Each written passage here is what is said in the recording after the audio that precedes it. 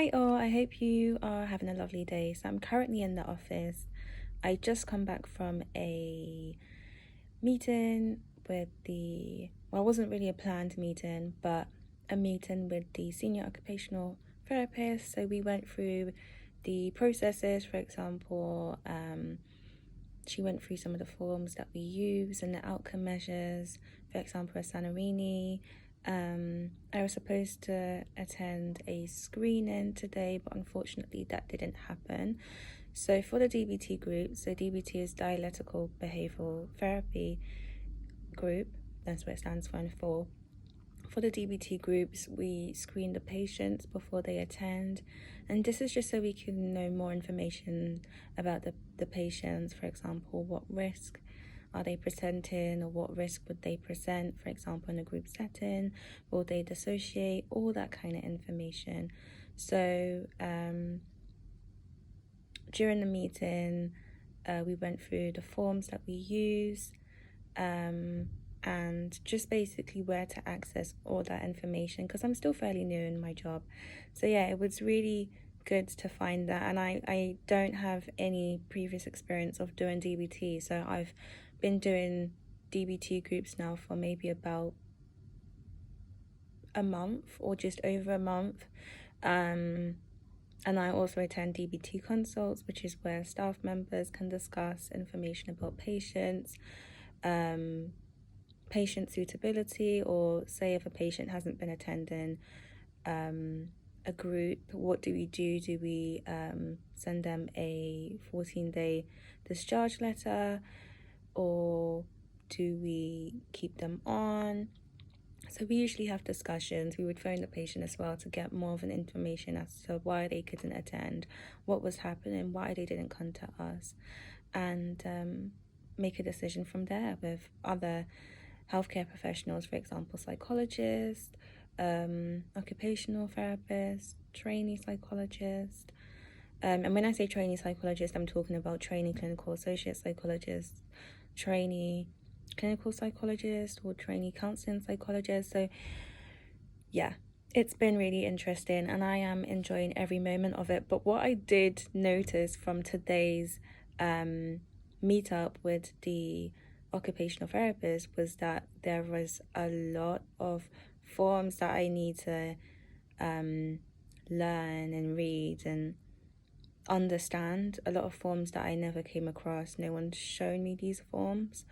So it was really nice that I was able to have a look at them today and ask questions about the forms. So yeah, I have an observation to do next week. So I'm really looking forward to observing that screening and just listening to how it's done, like all the questions that are done. And it's really interesting doing joint work with a occupational therapist, because I've never worked with an occupational therapist before. So it's nice to see how they do things in terms of bringing physical health into it. And also I learnt today that they tend to focus on the here and the now and the present.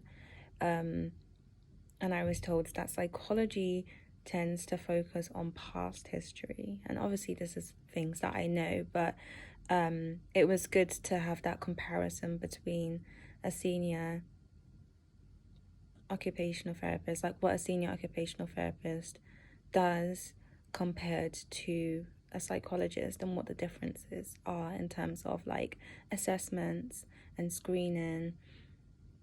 And yeah, I'm learning a lot, because when I have been involved in the DBT, so I co-facilitate it with 2 qualified members of staff, and I wasn't able to see that difference between an occupational therapist and the counseling psychologist in my role, because I was like, well, we're all talking about DBT and we're all delivering mindfulness, so what is the actual difference between our jobs? But now I'm working closely with a occupational therapist, I'm able to see the differences, and it's really good. And I just love having that insight. I probably said really good and so many times. I apologize. But yeah, I'm just in the office. I've got my notepads that I'm going to be jotting down some stuff, and I've got my laptop, and I'm just going to be making some notes. So I have a meeting in less than an hour, and it's about a psychology awareness program that I will be delivering. So I have delivered a psychology awareness program before, but I was just covering. So this is an actual group that I will be running continuous sessions for 3 weeks. And yeah, I'm looking forward to it. So me and the other trainee psychologist, we are going to be figuring out who's going to be saying what and who's going to be focusing on which slide. So yeah, so we did meet up yesterday, and we got the first session practice done. So we're going to practice that again, as though it's been done properly, for example, with the patient watching. And then we are also going to practice the session 2, and then we have another meeting where we're practicing session 3. So there's 3 sessions in total. So yeah, I'm really looking forward to it. I wish I could show you guys more, but due to confidentiality and everything, I can't really show you too much apart from like my setup and how it is now. But yeah, this is my work as a trainee psychologist, and it is 11:49 a.m. So you can see how my day's gone. I start work at 9, and I was supposed to actually have a screening at 10 a.m, but that didn't happen. So I had the meeting with the senior occupational therapist, who kindly went through the work with me.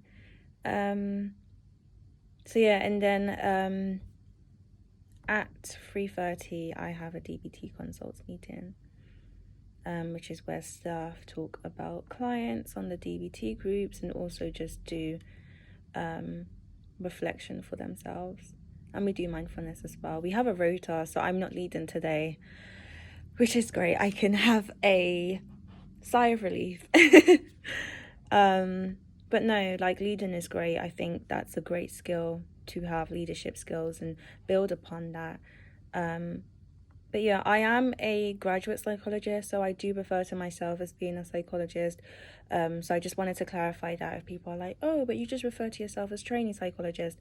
So I'm training as a clinical associate psychologist, but I'm a graduate psychologist as I have a degree in psychology, and I also have a master's in psychology.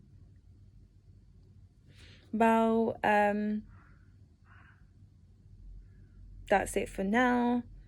I'm feeling a little bit hungry. I did have breakfast this morning, but I'm feeling a little bit hungry, so I might get some food before my meeting, because I think it's 2 hours long, and that would take me up to 2:30, and the restaurant here closes by then. So yeah, I might get myself something in about 10 minutes. But yeah, thank you so much for listening, and I hope you enjoyed. I hope you got a sense of how it is working as a trainee psychologist or a graduate psychologist. So yeah, so they've just done up the hospital restaurant, and it feels good to be able to sit down and eat. I got a mac and cheese today, so yeah. Here's my food and my drink. It was £4. It's a bit more expensive. I don't know if it's because they've done up the hospital. Just had to get some salt in my food, and I don't actually usually eat a lot of salt, so this is probably gonna be a huge surprise to my dad. But yeah, so I just used some salt, and just like that, I'm done. The sun is shining and it's a lovely day. Anyway, I'm gonna get off the phone now because I'm going into the office, so bye. So I'm locked out of my office and I'm trying to get to the other side. Yay, I can get in now. I was freaking out a bit because I was like, oh my goodness, I got a meeting in like 1 to 2 hours, maybe 1.5 hours, and I was just like, what am I gonna do? I'm sure I wouldn't have been stuck for like 1 hour, because there's a receptionist and the 2 ladies that were like advising me and giving me help and guiding me and stuff. They were like amazing. They were amazing, yeah. But anyway, back to work now. I had a lovely meal. Thank you so much for watching. Bye.